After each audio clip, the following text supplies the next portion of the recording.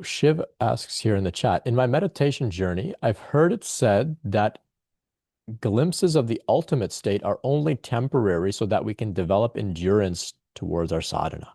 From your point of view, what is the point of experiencing these peak states?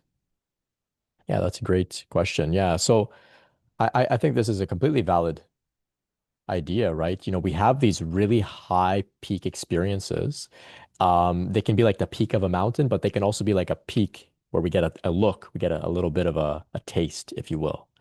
And now we know, it's real, it's valid. The spiritual path is not just some nonsense. I've had direct experience of what is on the other side of some of my ego or on the other side of my wounds. So I will continue to heal, knowing that the more I heal, I'm moving further and further towards what I got a glimpse of. It's encouraging, it's motivating. Um, this can be exactly why we have these peak experiences. Some of them can be life-changing. Even if we have a peak experience, it's fleeting, but there's something that shifts within us on a fundamental level that says, even though I'm not in that state right now, I know it. I saw it. I didn't believe anything. I experienced it directly. And that can really, you can reorient your entire life around that, right? It's happened to me. It's happened to many others where you have an experience. And around that, you have no choice but to reconsider everything. And then to continue practicing,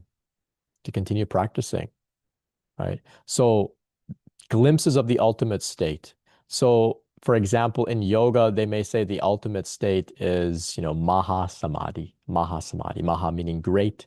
Samadhi is, absorption in consciousness, the great absorption in consciousness.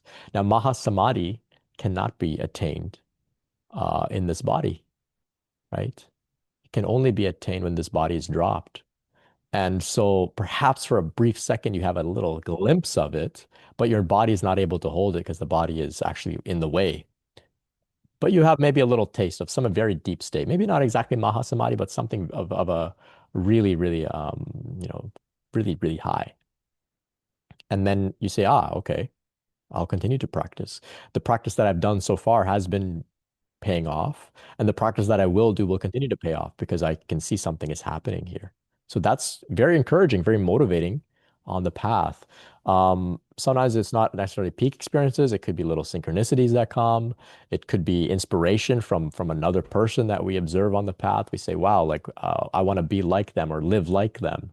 That can also motivate us. So yeah, it all helps us to develop endurance towards our sadhana, knowing that we're not just wasting time here. This is a real thing that's going to has real results if we continue to practice deeply.